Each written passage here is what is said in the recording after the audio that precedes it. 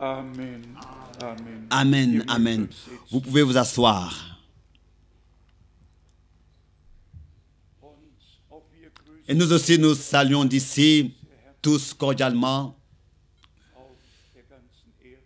du monde entier, dans le monde entier, celui qui est aujourd'hui, celui qui écoute pas, qui peut pas écouter aujourd'hui avec nous en direct et voir, pourra plus tard recevoir la prédication et recevoir envoyer la réunion. Et nous envoyons maintenant réellement dans beaucoup de langues et à beaucoup de frères dans le monde entier les premiers week-ends. Et c'est ainsi que tous les véritables croyants restent en relation avec ce que Dieu fait dans le présent. Ça, ce n'est pas seulement une prétention, ça, c'est vrai. Et peut-être encore cette remarque, si nous parlons sans traducteur,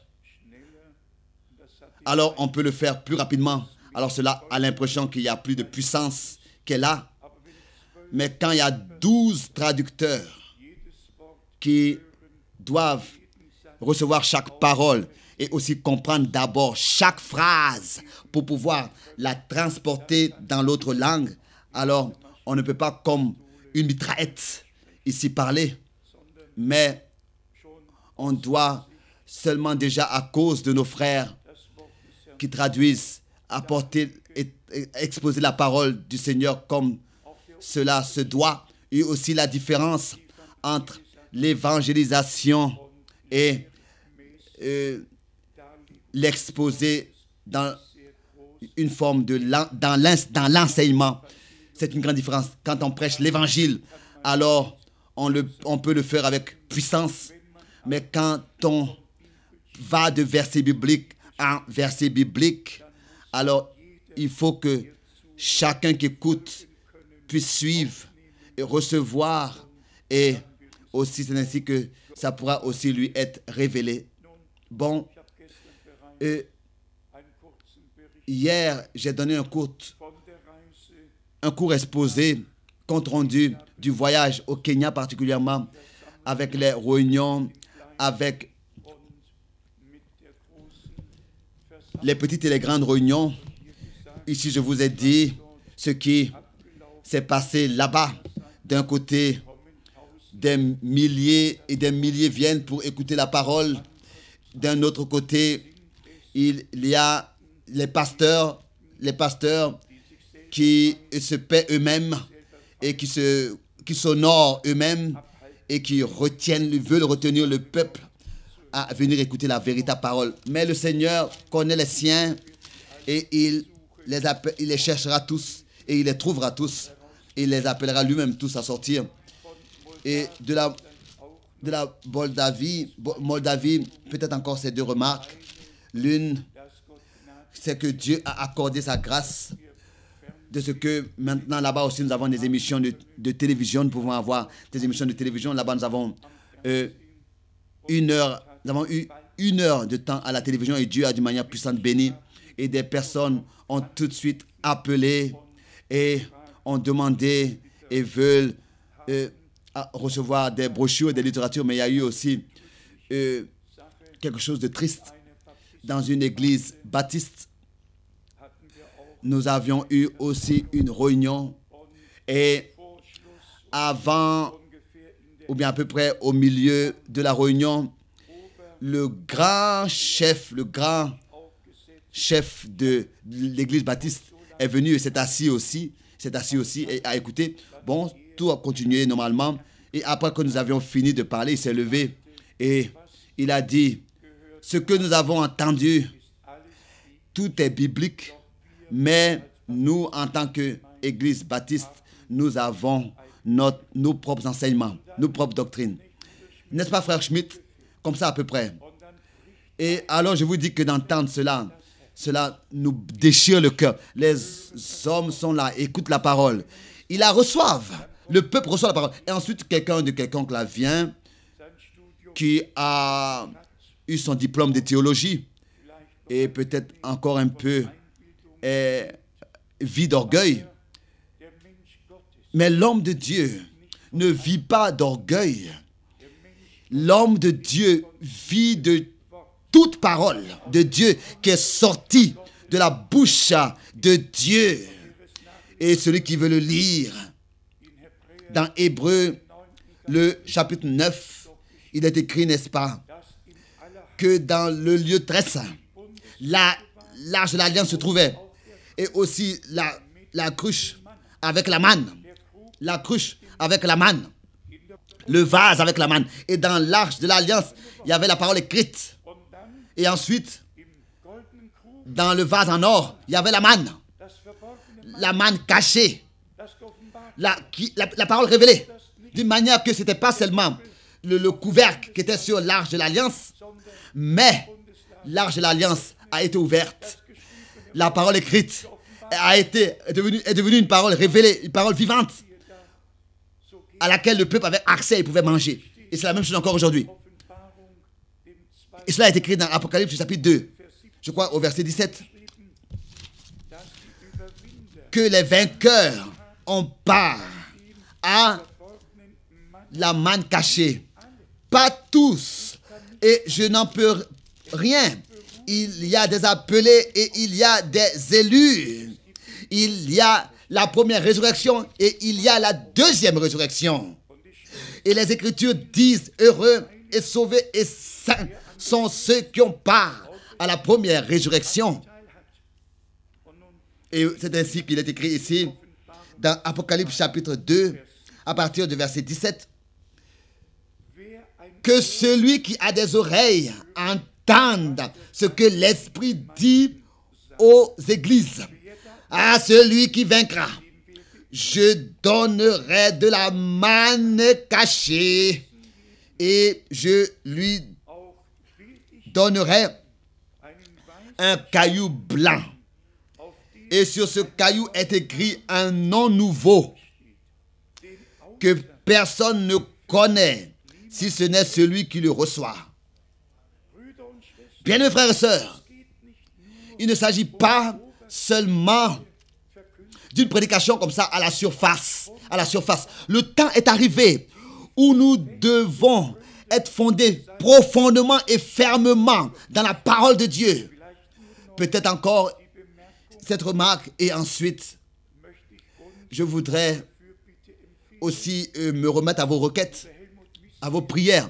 Le frère Helmut Miskis et moi, nous allons entreprendre un voyage en Amérique du Sud. Et aujourd'hui, lors d'un entretien de téléphone, nous avons entendu, nous allons particulièrement au Brésil, être dans plusieurs villes. Et dans la ville Brasifi, plus de 10 000 personnes nous attendent qui vont venir ensemble pour écouter la parole de Dieu, de toutes les dénominations. Et c'est ainsi que priez aussi Dieu, que le Seigneur puisse accorder un réveil et que nous puissions plus regarder aux enseignements de ces dénominations, mais prêcher la parole de Dieu. Et dans l'amour, prêcher les vérités de la parole de Dieu, car c'est seulement la vérité qui peut délivrer. C'est ainsi que c'est écrit. Alors il faut que ça soit apporté. Si une délivrance doit avoir lieu, c'est ainsi qu'il est écrit. Si vous demeurez dans la parole, vous reconnaîtrez la vérité et la vérité vous rendra libre. Ce n'est pas le messager qui apporte la parole, qui délivre, mais c'est la parole qui produit son effet en ceux qui l'écoutent et qui la croient et qui la reçoivent. En tout, il y a 4 pays qui sont inclus dans le programme. Le Brésil, le Pérou, l'Argentine et aussi le Chili. En Argentine, il y a une réunion de prédicateurs qui est préparée particulière de plus de 600 prédicateurs de tout le mouvement pentecôtiste. Ça n'a pas d'importance de combien de directions ils sont. Et là aussi, nous avons besoin du soutien de Dieu et de la conduite du Saint-Esprit. Rien n'est plus difficile que de prêcher aux prédicateurs et d'enseigner et apporter de l'enseignement aux docteurs. La plupart savent déjà tout et en fait, ils ne savent rien. Et ils ne savent pas qu'ils ne savent pas ce qui est le plus important. Car la révélation divine qui vient du ciel, qui vient de Dieu, ne peut pas être reçue dans un séminaire. Là-bas, ils sont enseignés par des livres. Là-bas, c'est de la connaissance qui s'accumule par des livres. Mais nous sommes enseignés par Dieu lui-même, par la sainte et précieuse parole de Dieu, que nous respectons. Et bien aimés frères et sœurs, au moment où nous respectons la parole de Dieu, comme si le Seigneur lui-même se tiendrait là devant nous et qu'il parlerait avec nous, qu'une sainte crainte sous l'écoute de la parole de Dieu nous accompagne et nous saisisse. Et aussi pour tous ceux qui sont là pour la première fois ou bien qui s'ajoutent d'une manière nouvelle. La plupart de nous regardent à 50 ans, à 40 ans, à 30 ans et à plus en arrière. Et nous avons justement dans cette semaine qui vient de passer, nos deux sœurs, la sœur Elisabeth et notre sœur Brigitte, elles ont eu leur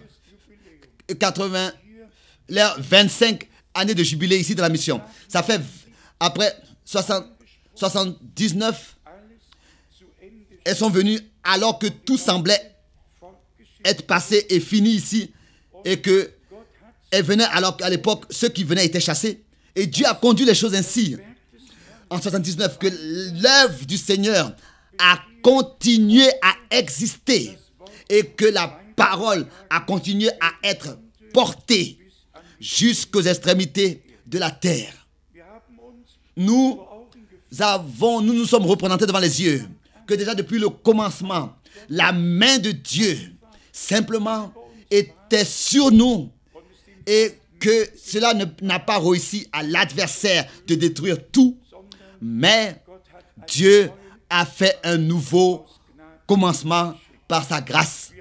Nous avons nos deux sœurs que nous avons remerciées de tout notre cœur et nous remercions tous ceux que Dieu le Seigneur a utilisé et peut continuer à utiliser, à remplir les différents devoirs qui sont liés à l'œuvre missionnaire, à l'œuvre de la mission du centre missionnaire ici dans toutes les différentes langues. Je n'ai pas demandé à un seul frère ou bien appelé une seule sœur ou bien un seul frère. C'est Dieu lui-même qui a dirigé, qui a conduit toutes les choses. Quand je pense encore, je l'ai déjà dit ici une fois, alors que en 76, je voyais comment est-ce que le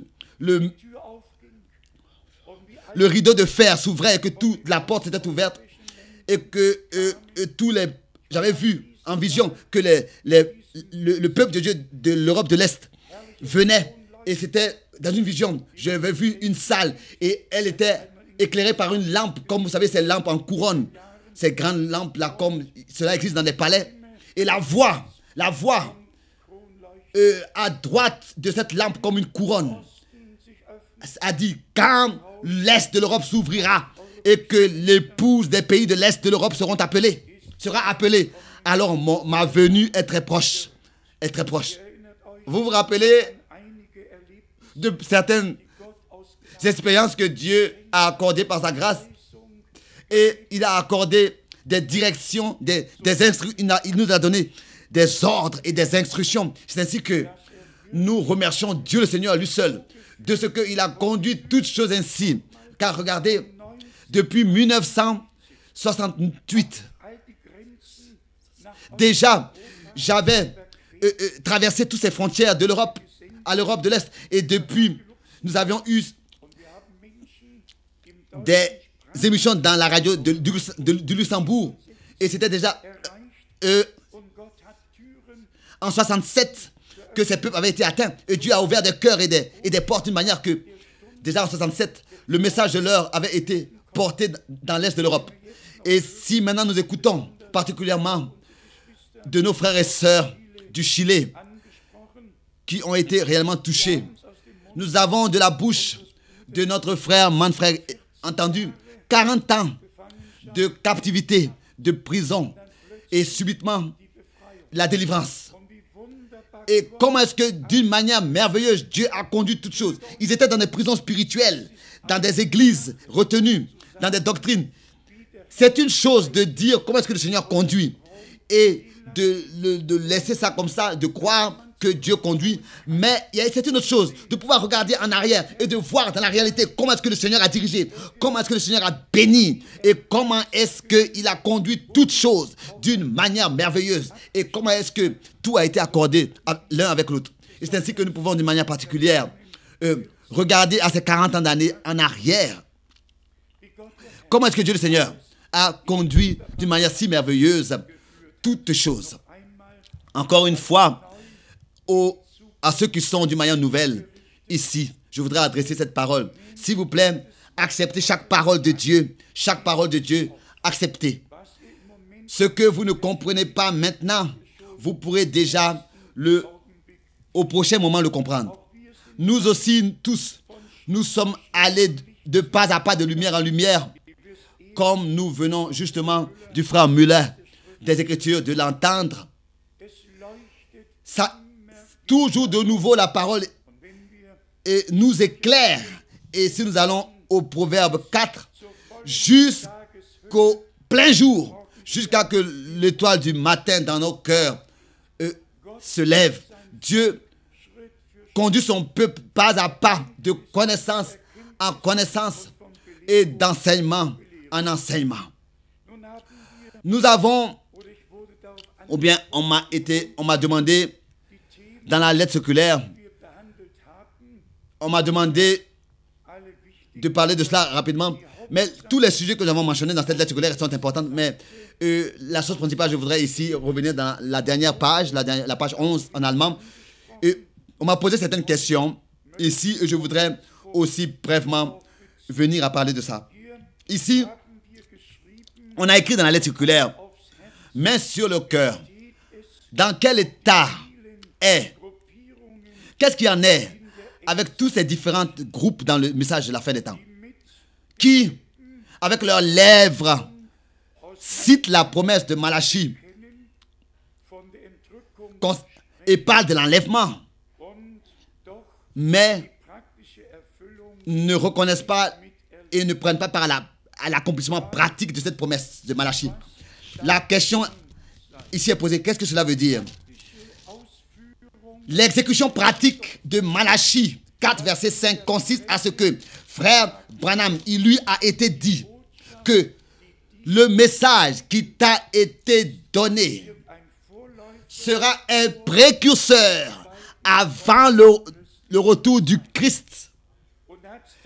Et il a réellement répété et en tout 41 fois, il a prononcé cela et il a dit, ce n'est pas que je sois le précurseur, mais le message sera précurseur. Précurseur, ça veut dire ira dans le monde entier avant le retour du Christ. C'est ainsi que Dieu a mis sa main sur tout, seulement. Et ici, maintenant, nous venons déjà au premier point important. Tous devraient écouter ce qui a été dit et pas s'en dévier, s'en détourner. Il faut écouter clairement tel que ça a été formulé. Maintenant, le point important, tous ceux qui se détournent de la manière avec laquelle ça a été formulé, c'est-à-dire qui ne sont pas attentifs à ce qui a été dit, ils vont toujours avoir leur propre direction, qui vont inventer, qui vont appeler à l'existence et ils vont appeler des disciples à leur suite parce qu'ils ne reconnaissent pas que c'est le message qui sera précurseur. Pas le messager, mais le message. C'est ainsi que le corps du Christ, du Seigneur appelé à sortir, est toujours de nouveau par ses frères-là, divisé, divisé et divisé. Mais si Dieu réellement établit des ministères dans l'Église, pas seulement un seul, mais tous ceux, c'est-à-dire les uns comme apôtres, les autres comme prophètes, docteurs, pasteurs et évangélistes. Donc, suis l'édifice de l'Église, l'édifice, l'édifice, l'église donc est bâtie. C'est ainsi que nous retrouvons et nous avons communion les uns avec les autres. Il n'y a pas de division. Si tous avaient été établis réellement par le Seigneur, il n'y a pas de division. Nous nous retrouvons. Et alors s'accomplit ce qui est écrit. Et j'aurais souhaité que nous aurions ici un chandelier. Et alors s'accomplit ce qui est écrit dans Exode chapitre 25. Avons-nous un chandelier? Vous savez, le chandelier représente l'église. Et le chandelier qui représente l'église, comme c'est écrit dans l'Apocalypse, a été fait d'une seule pièce, d'une même pièce, avec la main, d'or battu. Là, il n'y a pas eu une seule partie de ce chandelier qui aurait été soudée ici et là. Rien. Que ce soit le calice, pomme ou bien tige, tout était d'une seule pièce. Les pommes, calice, tige, tout. C'était d'une seule pâte. Tel que le pain vient d'une seule pâte et que nous, en tant que corps, nous formons un seul corps. En tant que membres, plusieurs membres formons un seul corps. C'est ainsi que le chandelier, je m'excuse de cette expression, mais le chandelier a été d'une seule pâte d'or battu et formé d'une seule pièce, d'une même pièce. Que ce soit ses pommes, ses calices et sa tige. Tout était d'une même pièce. Ça n'a pas été soudé. C'était de l'or battu. Et tous, on pourrait dire d'une seule fondue. Tout, d'une seule fondue. Et avec ça, nous allons dans Zacharie, chapitre 4. Avec ça, nous allons dans Apocalypse, chapitre 1, 2 et 3. Le chandelier d'or représente l'église. L'église des premiers-nés. Le peuple de Dieu. Formé d'une seule fondue, l'or battu, d'une même pièce, d'un même esprit, de la même parole, de la même inspiration, née au point d'espérance vivante. Bien, mes frères et sœurs, c'est très important que nous ne nous laissions pas séduits par des vaines doctrines et des vains enseignements, des vains discours. Et c'est ainsi que nous pourrons directement aller, parce que les ministères ont trouvé leur accomplissement. Je voudrais ici aller dans Éphésiens 4, Éphésiens 4, verset 14. Éphésiens 4, verset 14.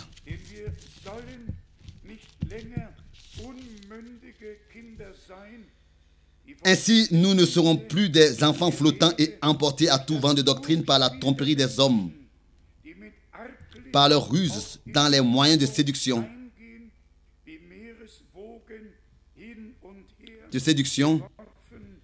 mais en professant la vérité dans l'amour, nous croîtrons à tout égard en celui qui est le chef Christ.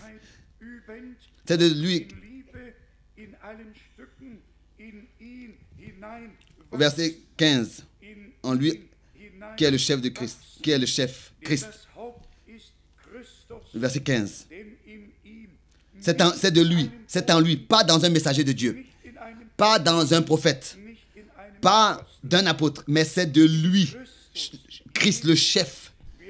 Et grâce à tous les liens de son assistance, que tout le corps bien accordé et formant un solide assemblage tire son accroissement selon la force qui convient à chacun de ses parties et s'édifie lui-même dans l'amour. C'est très important, bien mes frères et sœurs. Nous ne pouvons pas mépriser ces paroles. Elles doivent s'accomplir dans notre vie. Et c'est ainsi que c'est l'objectif des ministères que Dieu a établi. Et il est parlé aussi dans Actes chapitre 17 verset 11 qu'ils sondaient les Écritures pour voir si ce qui leur était dit était ainsi. Chaque homme de Dieu doit se laisser examiner par les Écritures. Il n'y a aucune révélation qui peut être à l'extérieur du témoignage des Écritures. Non, tout ce qui est prêché, tout ce qui est enseigné doit être retrouvé dans les Saintes Écritures. Et c'est ainsi que Dieu révèle les mystères qui sont cachés dans sa parole, qui étaient cachés dans sa parole, et il nous les révèle. Ensuite, nous avons le deuxième point important. La question était la suivante. Qu'est-ce qui en est avec l'appel à sortir, avec la séparation et avec la préparation de l'église épouse? Ça, c'est bien sûr l'une des choses principales, et tous nous connaissons 2 Corinthiens chapitre 6, verset 14, où à partir du verset 14, il est parlé justement de ça. Qu'est-ce que la lumière a à faire avec, comme accord avec les ténèbres? Quel rapport il y a entre Christ et Bélial, entre fidèles et infidèles? Quel rapport il y a entre... Et ici nous venons à Apocalypse, donc 2 Corinthiens 6, verset 14, et dans Apocalypse 17, et ensuite à Apocalypse, le chapitre 18, seulement pour ici vous montrer le contexte par les Saintes Écritures.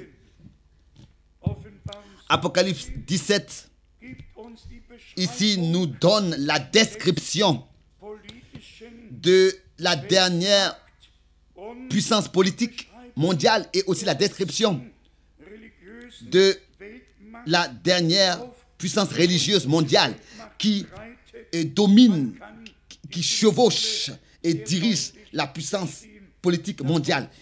Par les symboles, on comprend déjà l'image, on n'a pas besoin de les interpréter, de les expliquer. Ici dans Apocalypse 17 à partir du verset 15, il est écrit, et ce texte doit être lu pour que nous puissions aussi comprendre Apocalypse 18 et le considérer dans sa signification et dans son contexte, pour savoir à quel moment cela se passe. Apocalypse 17, verset 15.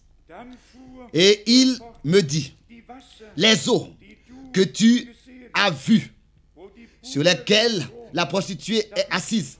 Ici, il s'agit de quelqu'un qui est assis, sur lesquelles la prostituée trône, gouverne, règne. Ici, assise dans la main, il est écrit trône, comme sur un trône, elle est assise sur un trône. Ce n'est pas la puissance mondiale, la politique qui trône, qui est assise. C'est la prostituée, c'est la puissance religieuse qui est assise sur ce trône, sur ce siège, qui trône. Ce sont des peuples, des foules. Ici, elle trône, elle gouverne, elle domine sur des peuples, des foules, des nations et des langues. C'est écrit dans la Bible. Et les 10 cornes que tu as vues et la bête haïront. Les 10 cornes que tu as vues et la bête haïront la prostituée, la dépouilleront et la mettront à nu. Elles mangeront ses chairs et la consumeront par le feu. Ensuite suit le verset 17. Car Dieu a mis dans leur cœur d'exécuter son dessein. Un même dessein. Et donc d'agir d'un commun accord, d'un même dessein. Et de donner leur royauté à la bête, de soumettre leur royauté à la bête, jusqu'à ce que les paroles de Dieu soient accomplies. Ici de nouveau, c'est une grande révélation et un éclaircissement ici, au verset 18. Et la femme que tu as vue, c'est la grande ville. Il est parlé d'abord de la prostituée. Ensuite, il dit que c'est une femme et il dit que c'est une grande ville en même temps, qui a la royauté sur les rois de la terre. Alors, c'est clair. Prostituée, femme, grande ville. Est-ce que vous voulez savoir de quelle ville il s'agit?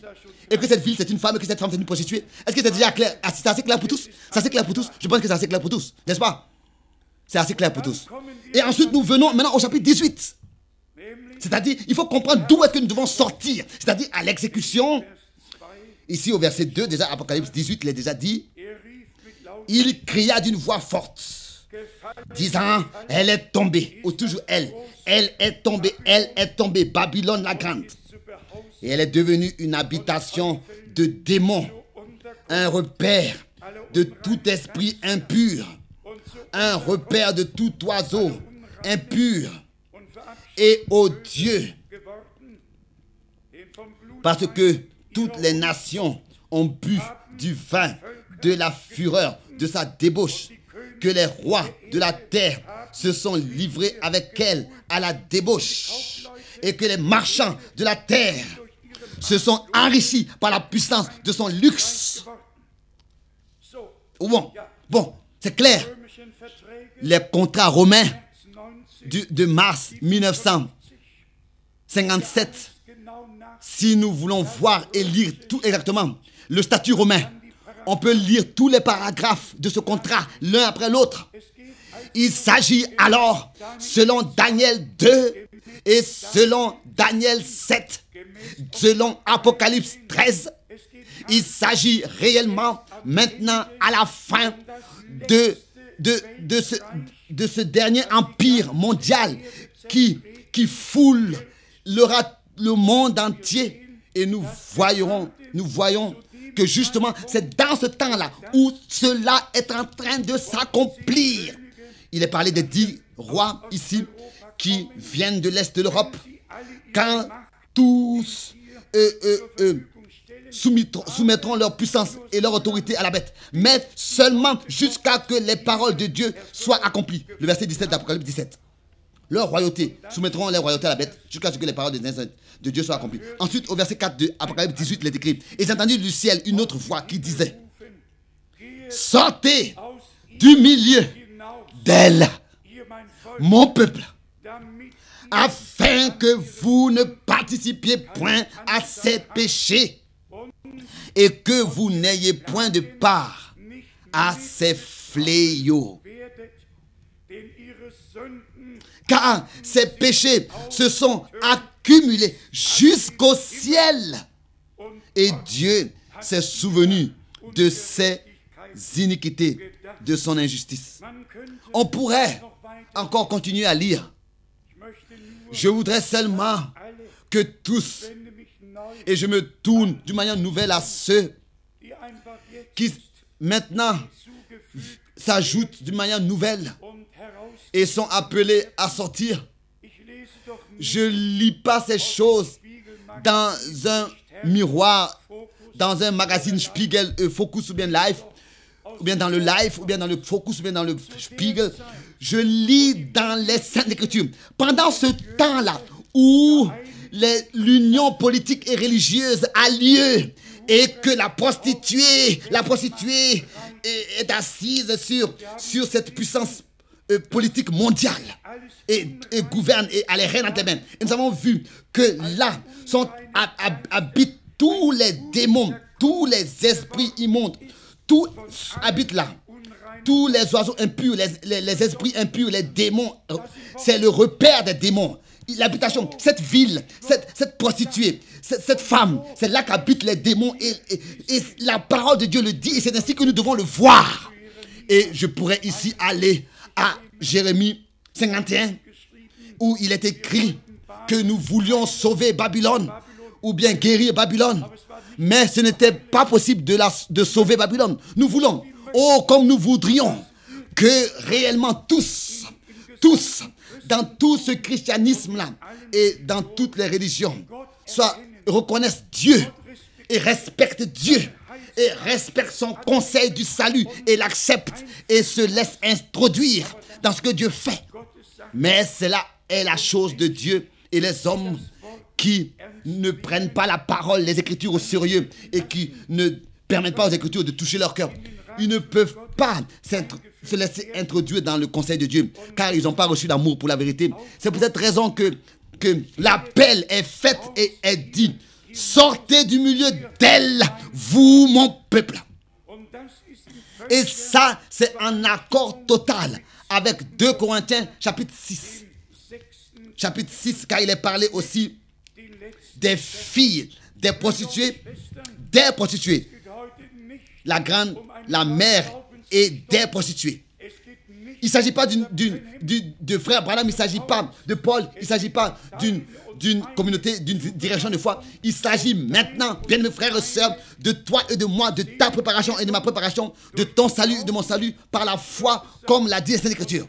Et écoutez ce qui est écrit en relation avec l'appel à sortir dans 2 Corinthiens, le chapitre 6, réellement, à partir du verset 16. Quel rapport il y a entre le temple de Dieu et les idoles? Une question.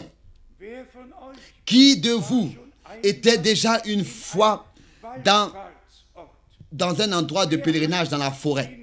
Qui a déjà vu une forêt remplie de statues et de statues de saints et de gens sauvés comme tout est dans les forêts comme ça placé, des statues et plein de choses. Et comme il n'y a pas longtemps réellement, j'ai reçu cela de manière écrite en Pologne. les catholiques, les croyants déjà sont en train d'invoquer le dernier pape Jean-Paul II pour qu'il puisse prier pour eux. Déjà, il est invoqué. Il ne sait même pas de ceux qui viennent se réunir et l'invoquer. Il ne sait rien. Il ne peut pas les écouter. Bien, nos frères et sœurs, combien de fois nous pourrons encore dire de telles choses? Nous ne le savons pas. Mais il y a une chose qui est certaine. La vérité doit être dite, car l'erreur doit être dévoilée. Et si nous ne prêchons pas la parole de la vérité, malheur à nous. Car quand nous nous tiendrons devant le Seigneur, qu'est-ce qui va alors être notre réponse? Et ici, nous avons la parole de Dieu en tant que mesure à suivre pour notre vie. Pas seulement pour l'écouter, mais pour la mettre en pratique. Car c'est la pratique qui nous aide. Comme il est écrit ici. Car nous sommes le temple de Dieu. 2 Corinthiens 6, verset 16. Comme Dieu l'a dit, j'habiterai et je marcherai au milieu d'eux. Je serai leur Dieu et ils seront mon peuple. Et ils seront mon peuple. Ça, c'est Dieu qui l'a dit. Et c'est ainsi que c'est. Ensuite suit la condition. Aussi, faisant mention d'Ésaïe 52, verset 11 et Jérémie 31, verset 9. Et au verset 17, nous lisons ici dans « C'est pourquoi sortez du milieu d'eux et séparez-vous, dit le Seigneur. » Ordonne le Seigneur, pas dit, mais ordonne le Seigneur. Séparez-vous, ordonne le Seigneur. Et ne touchez pas à ce qui est impur. Nous n'avons pas de choix. Dieu ordonne. Il ordonne. Il dit, vous, mon peuple, je vous ordonne. Vous n'avez pas votre place là où les démons ont leur retrait. Vous m'appartenez. J'ai payé le prix pour vous. Vous êtes mon église.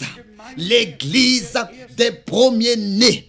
Car là où un autre évangile est prêché, là les gens reçoivent un autre esprit. C'est écrit dans Corinthiens aussi. Nous avons été déterminés à passer l'éternité avec Dieu. Pas le chemin large avec toute la foule. Comme déjà hier, je l'ai lu. Cette grande église cherche des formulations. Comment formuler. Ils cherchent des formules sur l'enseignement de la justification, sur l'enseignement du souper du Seigneur. Ce n'est pas. Ils cherchent des explications, des formules. Nous ne cherchons pas une formule commune, une explication commune. Nous cherchons la pratique de ces choses, pas un enseignement là-dessus. Nous sondons les Écritures pour reconnaître la vérité de Dieu et pour aussi retrouver ce que Dieu nous a expliqué dans sa parole par ses serviteurs. Ça nous suffit pour mettre cela en pratique. Et encore une fois, il faut que nous nous soumettons. Car pour être disciple, il est écrit, allez dans le monde entier et enseigner à observer ce que j'ai prescrit. Et nous devons comprendre que ce n'est pas la volonté, c'était pas la volonté d'un homme de ce que nous ayons été appelés à sortir. Mais c'était la volonté de Dieu. Nous pourrions encore lire et aller dans beaucoup de versets bibliques. Alors que Dieu avait appelé Israël à sortir de l'Égypte, il avait dit, Israël est mon premier-né, mon premier fils, mon fils. Laisse mon fils sortir pour qu'il me serve. Donc, c'était un appel à sortir. C'était une séparation. C'était la mer Rouge. Était la division. Ils sont passés par la mer Rouge comme sur une terre desséchée. Et c'est après eux que toute l'armée du Pharaon était.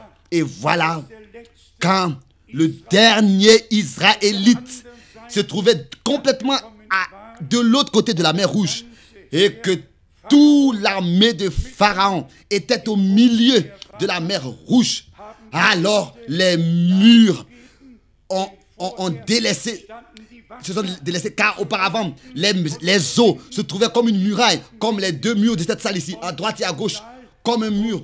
Et ils sont passés au travers de la mer Rouge comme sur une terre desséchée. Et ensuite cela s'est passé.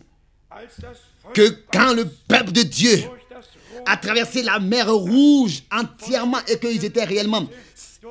Ils ont traversé la mer Rouge qui les séparait des Égyptiens et que les Égyptiens étaient en train de vouloir marcher sur le même chemin. Ce chemin était pour les uns frayé. Ils avaient le droit d'y passer parce qu'ils croyaient aux promesses et reconnaissaient le temps dans lequel nous vivons. Et le même chemin a été pour les autres, la perdition. Car ils ont été inondés par les eaux et on ne les voyait plus. Bien-aimés frères et sœurs, sur la croix du Calvaire à Golgotha, cela s'est passé. Que le sang a coulé et une séparation et un appel à sortir a déjà eu lieu. D'abord par le sang de l'agneau et ensuite tous ceux qui par le sang de l'agneau ont été rachetés sont appelés à sortir de tout le domaine babylonien, les captivités babyloniennes, les prisons babyloniennes. Et alors que notre frère courtement donnait ce témoignage de la délivrance, soyons sincères, est-ce que toutes ces communautés de croyants-là ne sont pas comme des grandes prisons? Tous ont le droit d'entrer, mais personne n'a le droit de sortir. C'est ainsi, encore jusqu'à dans nos jours. Dans l'église de Jésus-Christ, il n'y a pas comme ça de membres simplement de rentrer et de sortir. Mais il y a des membres seulement du corps de Christ. Pas les membres d'une assemblée, mais les membres du corps de Christ, c'est-à-dire être baptisés dans un seul corps, dans un même esprit. Pas membres d'assemblée. Le mot ici, membre n'a pas sa place. Membre au corps de Christ. Sinon, membre serait trop si on le lie à une assemblée. Ce serait comme ça d'être attaché et d'avoir son nom dans un livre. Nous avons été déterminés à être membres du corps de Christ. Et notre Seigneur, dans les évangiles, a dit, dans Jean 15, je suis le sceptre, vous êtes les sarments. Tel que le chandelier est fait d'un or pur, d'une même pièce, toutes les pommes, ses tiges et son calice, tout est d'une même pièce. C'est ainsi que l'Église du Nouveau Testament est d'une même pièce. Et c'est ainsi que le Seigneur a toujours pris ces exemples de la nature. C'est écrit dans Exode 25, verset 31 et verset 36. Et tous comprenaient, et verset 40, ce qu'il disait. Il n'a pas utilisé un vocabulaire académique. Ça veut dire que seulement la haute sociale l'aurait compris. Non, il a parlé d'une manière simple que tous ont pu le comprendre. Aussi certain que cela leur avait été révélé par Dieu. Cela a sa place ici. Et si le Seigneur dit, je suis le sceptre, vous êtes les sarments, alors nous savons, n'est-ce pas, que les sarments sortent du sceptre et que les sarments en fait portent la vie du sceptre et manifestent la vie du sceptre. Comment? Pas par les feuilles, mais par le fruit. C'est une fondue, c'est une même pièce. C'est ainsi que la même vie qui est dans le sceptre est aussi dans les sarments. Et la preuve de la vie, c'est le fruit. C'est ainsi que la même vie qui vient de la racine, qui passe par le sceptre, sont manifestées par les sarments. Manifestées comment? Par les sarments. C'est ainsi que, encore aujourd'hui, la vie de Jésus-Christ est manifestée par les membres de son corps. C'est ainsi que toute la puissance de Dieu, toute la victoire que Dieu a acquise pour nous à Golgotha en Christ. Et ici encore, la question est faite. Qu'est-ce qui en est avec l'expérience personnelle du salut ou bien des promesses? Qu'est-ce qui en est avec entrer en possession de tout ce qui a été dérobé à l'Église?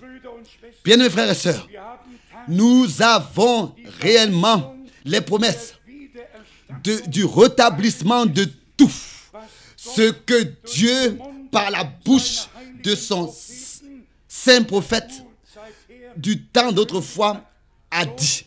C'est ainsi que c'est écrit dans Actes des Apôtres, le chapitre 3. Et de nouveau, revenir à ce point. Nous pouvons prêcher tout le conseil de Dieu.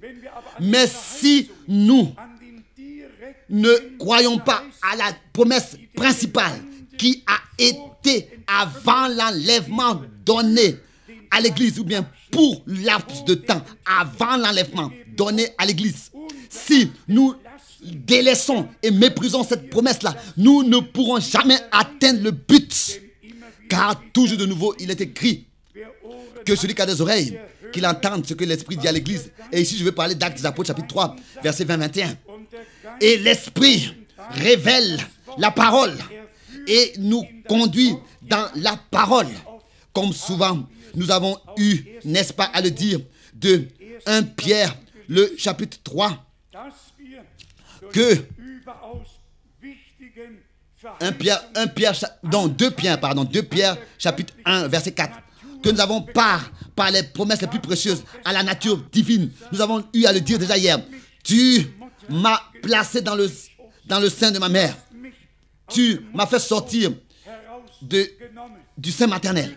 Bien-aimés frères et sœurs, c'est ainsi que Dieu met sa parole surnaturelle en tant que semence incorruptible de sa parole à nous, comme c'est écrit dans Jacques chapitre 1 verset 19, dans notre corps tout à fait naturel, mais qui a été transformé, régénéré, renouvelé, car Dieu le Seigneur dit: je vous donnerai un nouveau cœur et un nouveau esprit et je ferai une nouvelle alliance avec vous. C'est ainsi que nous sommes déjà arrivés à ce point. La régénération, la nouvelle naissance doit avoir eu lieu. La liaison entre Dieu et nous doit avoir été rétablie. Entre Dieu et nous entre nous et Dieu doit être rétablie. Comme déjà souvent nous le disons, l'homme naturel, l'homme animal ne reçoit pas les choses de l'esprit. Encore, venir à un point, une partie très importante, la chose suivante. Dans quelle position dans quel état est notre marche, notre vie avec Dieu en accord avec sa parole? Tous, nous connaissons Hébreux 11, à partir du verset 5, Enoch, le 7e après Adam, selon Jude 4, 14, marchait avec Dieu et subitement, il ne fut plus trouvé, il a été enlevé. Et ensuite, si nous pensons à ce qui est aussi écrit dans Amos 3, au verset 3, comment est-ce que deux peuvent marcher ensemble s'ils ne sont pas d'accord, si ce n'est qu'ils se soient d'abord rencontrés et pour marcher sur le même chemin? Celui qui veut marcher avec Dieu doit d'abord avoir les pensées de Dieu. Les pensées de Dieu doivent devenir nos pensées. Jamais Dieu va permettre que nos pensées deviennent ses pensées. C'est les pensées de Dieu qui doivent devenir nos pensées. Et nous devons abandonner, l'homme méchant doit abandonner ses pensées et ses voies. Et c'est ainsi que nous pourrons aussi marcher dans les voies de Dieu. Il nous a révélé sa parole. C'est justement à cause de ça. Comment est-ce que, comme par exemple dans Luc 24, les deux disciples qui étaient allés, qui venaient d'Emmaüs et qui parlaient l'un avec l'autre.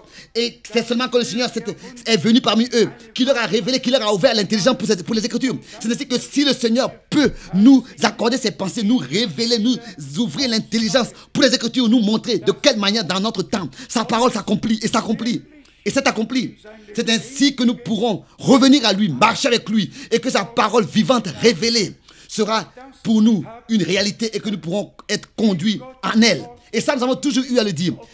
Celui à qui la parole de Dieu n'est pas révélée, il continue à discuter, à se disputer, il vient avec des arguments.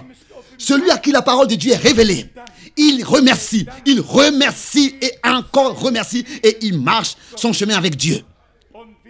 Et celui à qui par l'Esprit de Dieu, la parole de Dieu est révélée, alors il ne consulte plus la chair et le sang. Il ne va plus à ces soi-disant là spirituels, mais celui qui a reçu par l'Esprit de Dieu la révélation de la parole de Dieu, il a reçu la réponse de Dieu à toutes les questions. Et la réponse de Dieu à toutes les questions doit être reçue par chacun individuellement. Ce n'est pas même l'homme qui peut la donner à sa femme, ou bien le prédicateur à l'église, ou bien l'un à l'autre, transmettre. Non, la foi vient de la prédication, et la prédication vient de la parole de Dieu. Et c'est ainsi que c'est l'Esprit de Dieu lui-même qui conduit dans toute la vérité. C'est ainsi que l'appel à sortir de cette manière a lieu, la séparation de cette manière a lieu. Et c'est ainsi que nous sommes apportés en accord avec la parole de Dieu et la volonté de Dieu. Et ensuite, expérimenter que réellement, dans la foi, avec Dieu, nous pouvons marcher. Une question. Est-ce que, il y a une question qui reste encore. Pourquoi est-ce que, en ce qui concerne le baptême du Saint-Esprit, nous devons encore attendre si longtemps? Bien, mes frères et sœurs, si nous atteignons ce point où nous pouvons nous réjouir de tout notre cœur de la rédemption accomplie et que réellement aucun doute, que vraiment tout est mis dehors de côté et que nous chantons et nous pouvons louer et dire: j'ai reçu la paix avec Dieu. Mes péchés sont pardonnés. Je suis libre. Je suis libre. Jésus m'a accordé sa vie. Je suis libre. Je suis libre. Notre problème consiste à ce que nous tournons autour, comme Israël autour de la montagne, et que l'adversaire peut nous éprouver. Oui, mais est-ce que tu es déjà ce que tu penses être? Etc. Et tout de nouveau. Nous sommes ce que Dieu, dans sa parole, a dit. Satan est un menteur et demeure un menteur. Mais Dieu nous a en Christ rachetés. Est-ce que cela est vrai? La rédemption est une partie ferme de notre vie. Nous sommes rachetés. Ça, nous pouvons le dire et le glorifier. Nos péchés sont pardonnés. Nos fautes sont couvertes. Nous avons expérimenté, après la Deuxième Guerre mondiale, le baptême du Saint-Esprit. Des hommes étaient dans des problèmes, c'est vrai. Mais la prière, la louange, cette foi, cet institut de la foi divine, d'avoir été accepté et d'appartenir à Jésus-Christ, était une réalité. La joie sur la rédemption et le rachat et le Rédempteur nous conduit dans la louange et dans la reconnaissance. Et ensuite nous adorons et subitement l'Esprit de Dieu descend et l'onction vient sur le rachat, sur le racheté, tel qu'il est venu sur le Rédempteur. Et c'est ainsi qu'il peut être dit du haut des cieux: celui-ci est mon fils bien-aimé, est ma fille bien-aimée, en qui j'ai trouvé mon bon plaisir.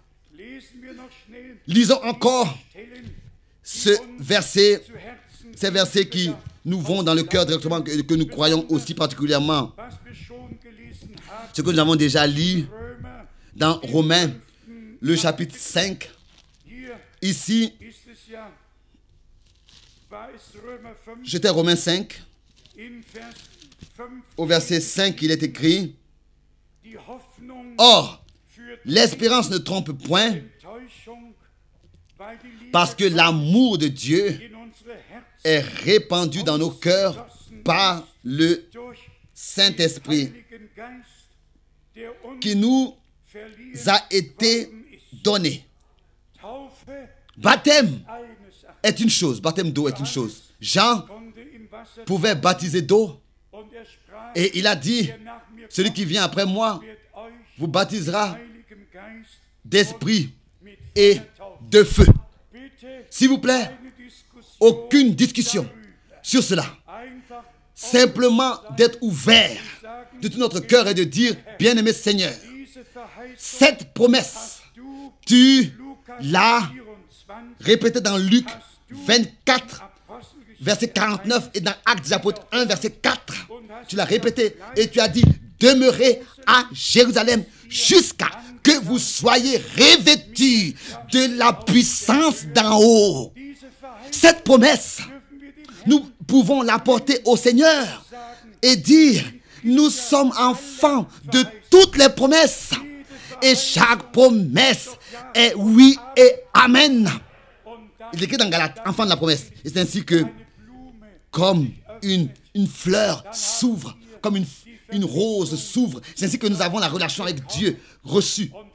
Et à ce moment-là, le Saint-Esprit vient, descend et nous remplit, toujours dans l'adoration, toujours dans la louange, toujours dans la reconnaissance pour ce que Dieu a fait en nous par l'œuvre accomplie de la rédemption sur la croix à Golgotha. Nous avons ici lu, et peut-être que la question était aussi posée à cause de ce que frère Branham il lui avait été dit de l'autre côté quand il a été ravi dans la gloire. Il lui a été dit seulement l'amour parfait entrera là-bas. Et il n'y a pas longtemps, en langue anglaise, j'ai lu un livre. Dans ce livre-là, il y a 38 pages qui ont été donc dédiées à frère Frank. Je veux dire, pour ne pas dire contre frère Frank. Et bien sûr, tout ce qu'on peut s'imaginer a été écrit dans ce livre et est sorti du contexte et écrit et interprété. Et je ne lis pas sinon de telles choses, mais toutes les pages 38, les 38 pages, je les ai lues. Et quand j'ai eu fini, un tel amour de Dieu est venu sur moi. Et j'ai pu prier de tout mon âme pour ce frère. Et j'ai pu dire, ne lui impute pas, pardonne-lui tout ce qu'il a fait. Les hommes jugent de loin, à peu près de 8000 km ici.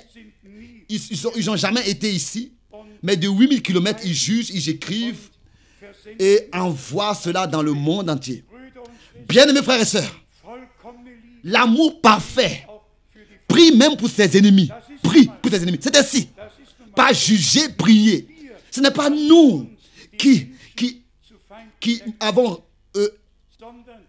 avons déclaré les autres pour nos adversaires. C'est eux qui sont devenus nos adversaires. Et si tu aimes seulement ceux qui t'aiment, qu'est-ce que tu fais de choses? Nous devons nous prouver étant fils de Dieu. C'est ainsi qu'en Jésus-Christ, le Fils engendré par Dieu, l'amour de Dieu d'une manière parfaite a été manifesté dans la chair. C'est ainsi que les scribes et pharisiens aussi ont reçu. Cette fois, dans Matthieu 23, notre Seigneur s'est pris aux scribes et pharisiens et il leur a dit, cette fois, malheur à vous. Lui, il avait le droit et il a le droit de le faire. Il a le droit de dire à chacun ce qui leur manque et ce qui n'est pas en ordre. Lui, il a le droit de le faire. Revenons à ce point. Sans considérer ce que frère Branham, dans les différentes prédications, a dit. Il faut que tout soit considéré et observé par les Écritures. Car même Paul dit à Timothée que tu es versé dans les Écritures et ce sont elles qui te feront comprendre ce que je dis. Et nous savons que les Écritures sont vraies et la parole de Dieu demeure éternellement. Nous savons aussi que frère Branham ne voulait rien enseigner et n'a rien enseigné qui n'aurait pas été biblique. S'il y a des citations qui existent, que des frères du contexte sortent et ensuite en font leur propre doctrine, alors nous pouvons seulement dire qu'ils méprisent la parole de Dieu et ils mettent la Bible de côté, vraiment, avec toutes les citations impensables. Ils disent que personne n'a compris la Bible, c'est seulement le prophète qui l'a compris. Non. Bien, frères et sœurs, à qui est-ce que le Seigneur a ouvert l'intelligence pour les Écritures? Non, mais à tous ceux qui étaient réunis et qui avaient prêté l'oreille à sa parole. Et la même révélation que Dieu a donnée à ses apôtres et à ses prophètes, la même révélation, il nous l'a accordée par le même esprit. Et c'est ainsi que nous sommes dans la vérité, fondée fermement par la grâce de Dieu. Donc, encore un point, puisque j'ai entendu que éventuellement 2 ou 3 personnes sont ici qui veulent se laisser baptiser. Au cas où cela est vrai, je voudrais pour cela aller dans Romains le chapitre 6. Romains le chapitre 6. Romains le chapitre 6. Romains chapitre 6. Au verset 3. Ignorez-vous que nous tous qui avons été baptisés en Jésus-Christ, c'est en sa mort que nous avons été baptisés. Donc, d'abord mourir et ensuite être enseveli. Et Paul lui-même pouvait dire, je suis mort avec Christ. Je suis crucifié avec Christ. Ce n'est plus moi qui vis, c'est Christ qui vit en moi. Galates 2, versets 19 et 20. Ensuite, directement au prochain verset, verset 4. Nous avons donc, Romains 6, verset 4, été ensevelis avec lui par le baptême en sa mort, afin que comme Christ est ressuscité des morts par la gloire du Père, de même nous aussi, nous marchions en nouveauté de vie. Ensuite suit la raison. En effet, si nous sommes devenus une même plante avec lui par la conformité à sa mort, nous le serons aussi par la conformité à sa résurrection. Ce matin, j'ai regardé à un livret de baptême. Il était écrit au nom de la Trinité, au nom des trois dieux unis. Et j'ai pensé à cette parole de Romains le chapitre 6. Il n'y a pas trois dieux. Nous qui avons été baptisés en Jésus-Christ, pas baptisés dans une forme ou bien dans une formalité ou bien dans des titres, mais en tant que crucifiés et avec lui mort. Nous avons été baptisés en Jésus-Christ, en lui, en sa mort, pour avoir part à sa résurrection, à la première résurrection, il est écrit ici, à sa résurrection. Elle est la première résurrection. Donc c'est ce que nous avons lu. Comment est-ce que les croyants veulent encore demeurer dans les différentes églises et ne pas prêter l'oreille à l'appel à sortir? Le temps de la grâce va vers sa fin. Et celui qui veut prendre part à la première résurrection doit prendre part à sa résurrection, comme c'est écrit dans Romains 6, versets 4 et 5. Nous n'avons rien contre une église, ou bien contre une communauté, ou bien contre une confession de foi, quoi que ce soit. Mais Dieu ne s'adresse pas à toutes ces organisations. Dieu s'adresse à son peuple qui est encore éparpillé partout. Et il n'y a pas longtemps, tout à l'heure, j'ai mentionné notre sœur Brigitte qui, depuis 25 ans, travaille ici dans le bureau. Elle a été éduquée par des sœurs religieuses dans des clergés, dans des couvents.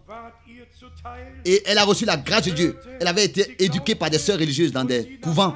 Mais elle a reçu la grâce de Dieu. Elle a écouté la parole de Dieu et elle a cru. Nous ne sommes pas contre des églises, mais nous sommes seulement contre le fait que toute la foule des hommes dans l'incrédulité sont conservés, demeurent dans des prisons religieuses. Et c'est peut-être la raison qu'il est écrit dans Luc 4 que l'Esprit de Dieu, l'Esprit du Seigneur se repose sur moi pour annoncer aux captifs la délivrance.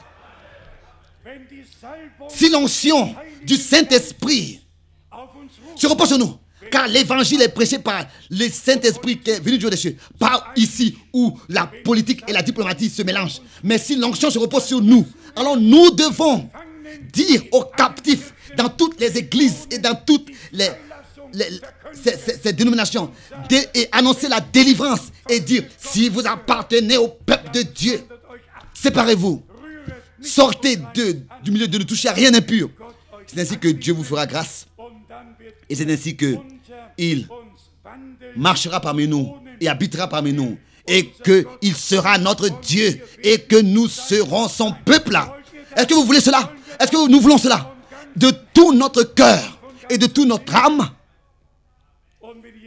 Et si ici il est écrit, tous, nous tous qui sommes baptisés en Jésus-Christ, l'une des traductions disent en Christ, les autres disent sur Jésus-Christ. Il y a seulement une seule parole dans le grec, c'est E-I-S, aïs, que ce soit sur ou bien dans, en Jésus-Christ.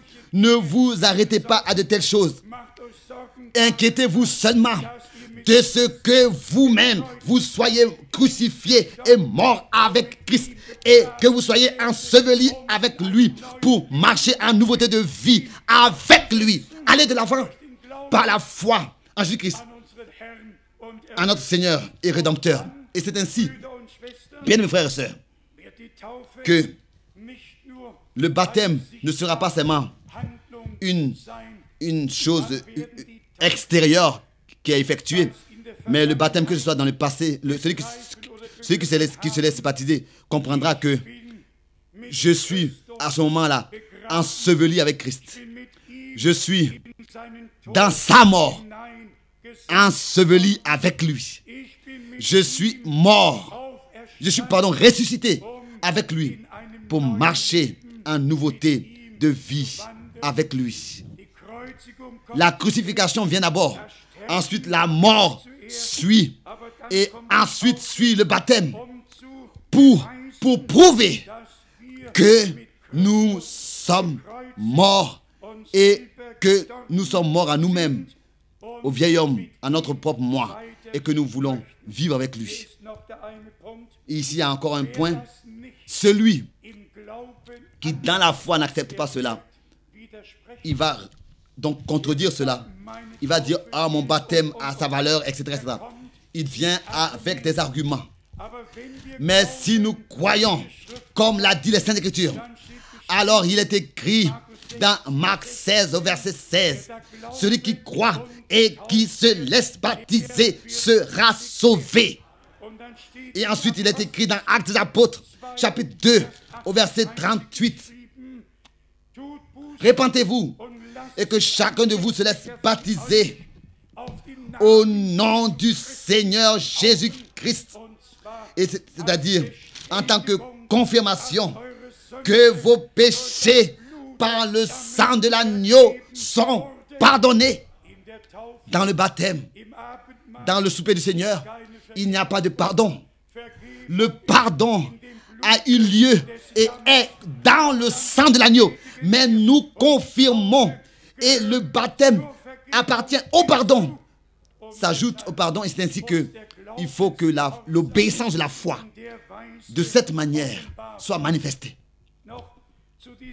Encore à ce point appartient aussi que l'incrédulité est notre mort et que l'obéissance, la désobéissance est notre mort et l'obéissance est notre salut et notre rédemption. On a seulement besoin de regarder dans les Saintes Écritures.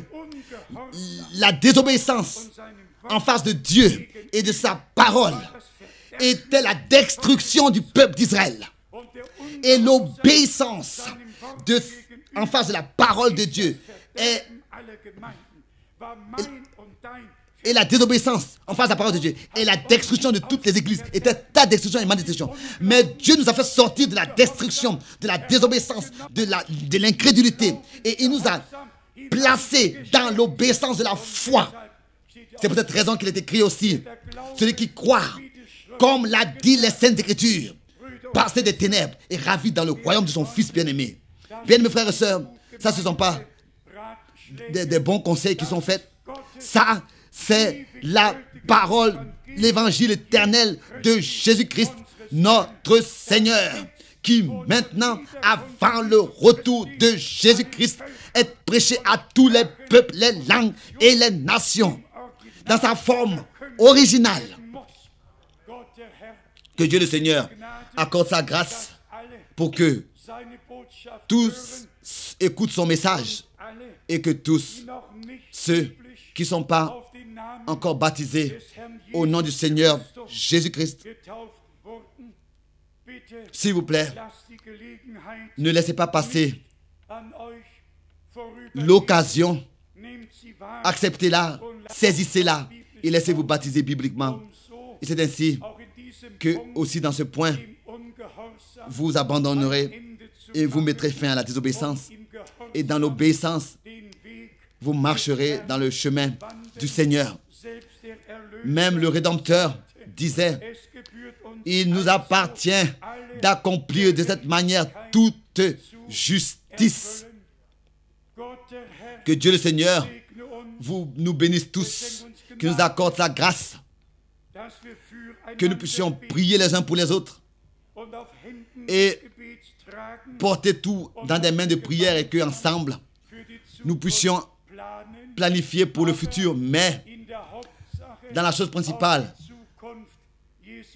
attendre au retour de Jésus-Christ et regarder à son retour. On m'a aussi demandé, Dieu voulant, et s'il y a un prochain voyage en Israël qui pourrait avoir lieu, Dieu voulant, et que le Seigneur n'est pas encore revenu, il aura lieu du 8 au 19 mai. Nous pouvons seulement annoncer de telles dates. Si le temps arrivera jusqu'à 7 heures, nous ne savons pas.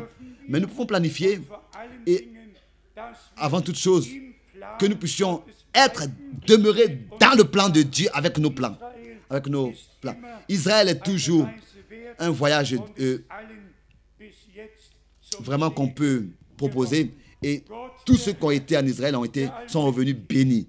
Que Dieu le Tout-Puissant, le Dieu d'Abraham, d'Isaac et de Jacob, le Dieu d'Israël, qui est devenu notre Père par Jésus-Christ, notre Seigneur, qui nous accorde la révélation, qui nous accorde la compréhension pour les Écritures, aussi le contexte que nous avons courtement vu d'Apocalypse 17 et conduit dans Apocalypse 18.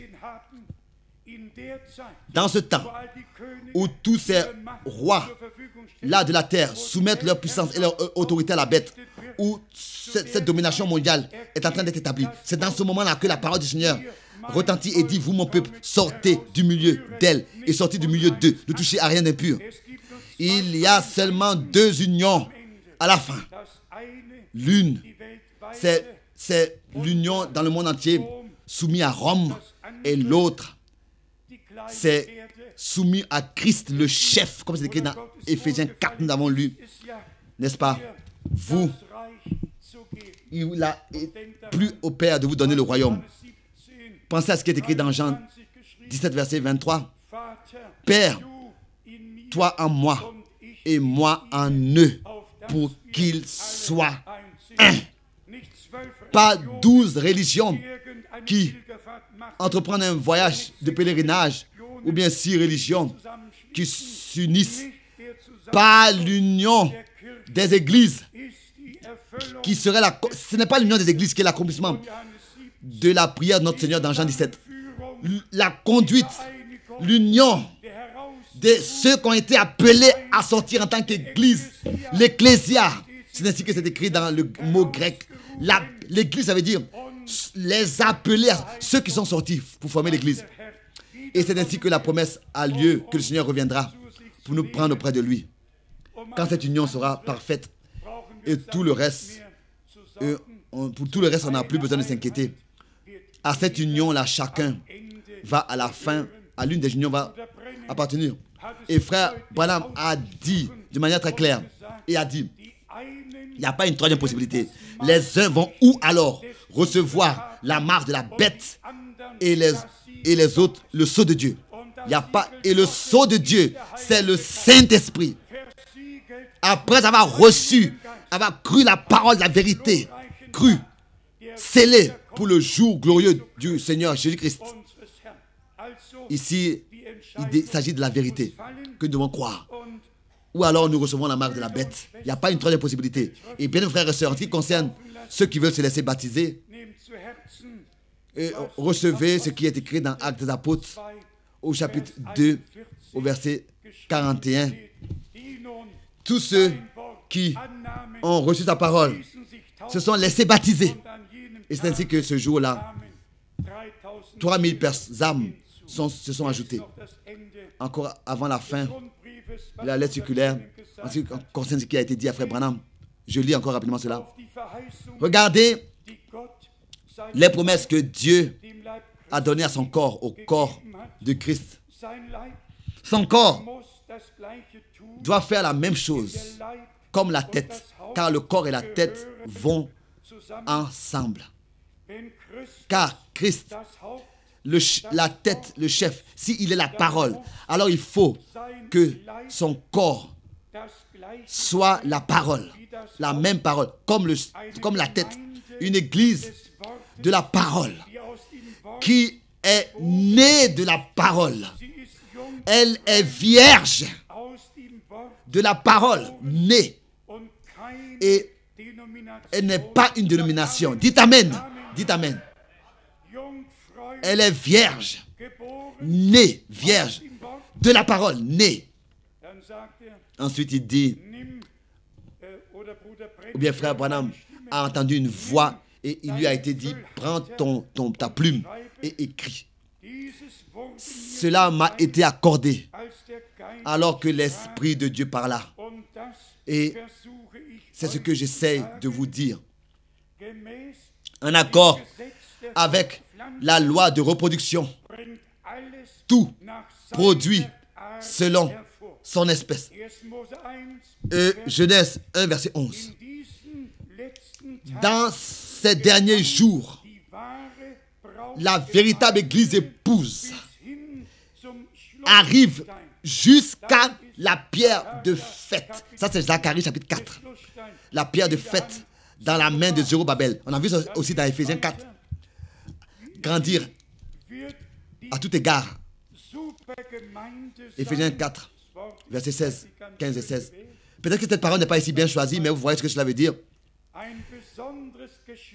Elle sera une race super. Donc, vous voyez ce qu'il veut dire. Une race qui s'approche de l'achèvement de la pierre de fête. Ils seront semblables à lui, entièrement transformés à son image, pour qu'ils puissent et avec lui être unis, Ils seront un.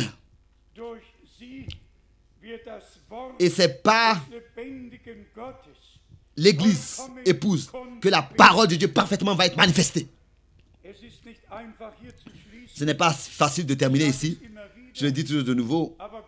Mais la parole de Dieu est tellement parfaite, est tellement précieuse, est tellement glorieuse. Tel que Frère Branham aussi le disait, l'heure de Carmel arrive. L'heure de décision arrive. Dieu va répondre. Dieu va répondre par le feu. Il va se manifester à son peuple, à son église. Se révéler et cela sera manifesté. Sont ceux qui servent Dieu et ceux qui ne le servent pas.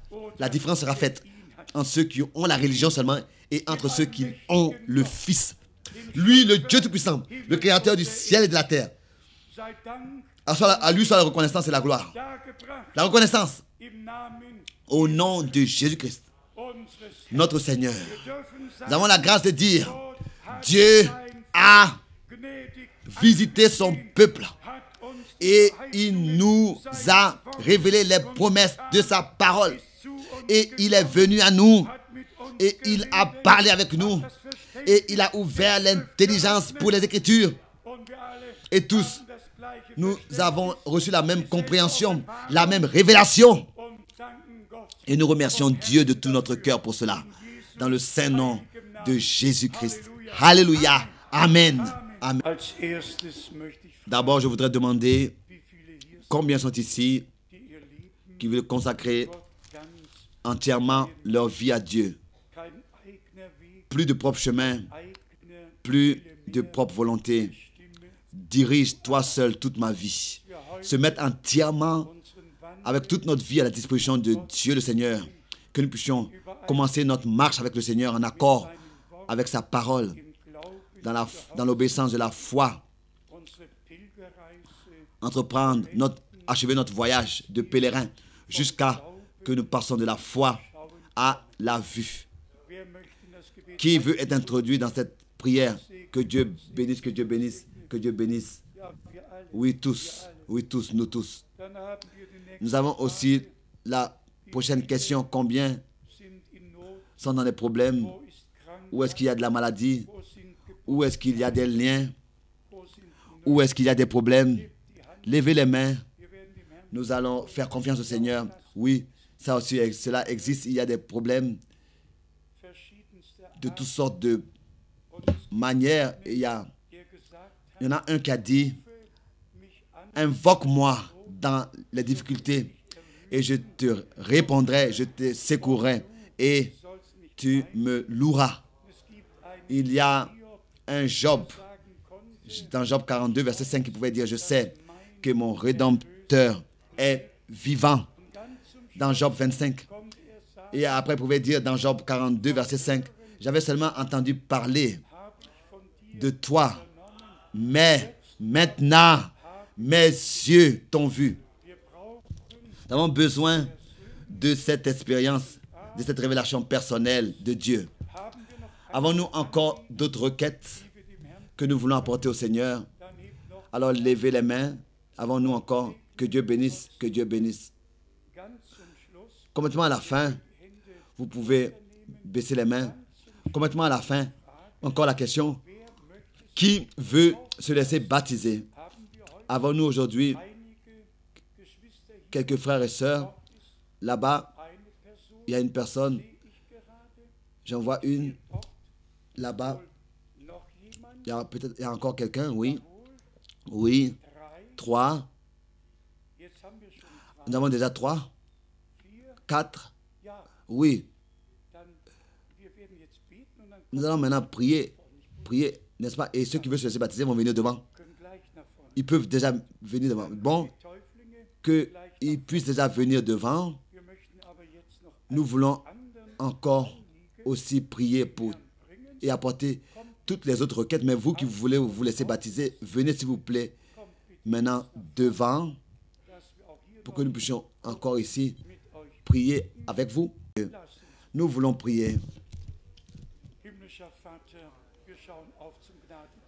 Père Céleste, nous regardons au ciel et nous élevons nos voix ensemble dans la foi. Nous prions pour tous ceux qui sont présents, pour tous les problèmes, pour toutes les malades, pour tous ceux qui sont encore liés et qui sont encore dans l'erreur. Nous prions aujourd'hui pour tous ceux qui sont présents, pour tous ceux qui entendent cette réunion.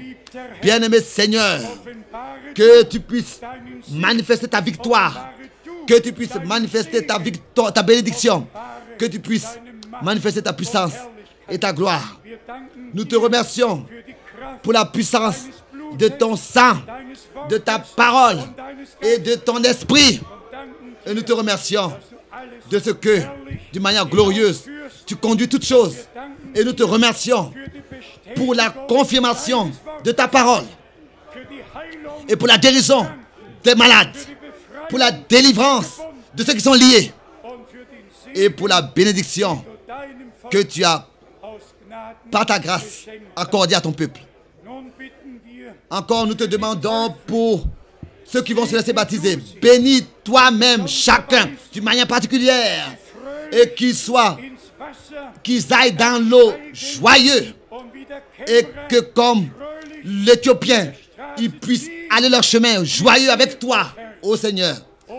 Ô Dieu, bénis nous tous et sois avec nous tous dans le saint nom de Jésus. Alléluia. Alléluia. Amen.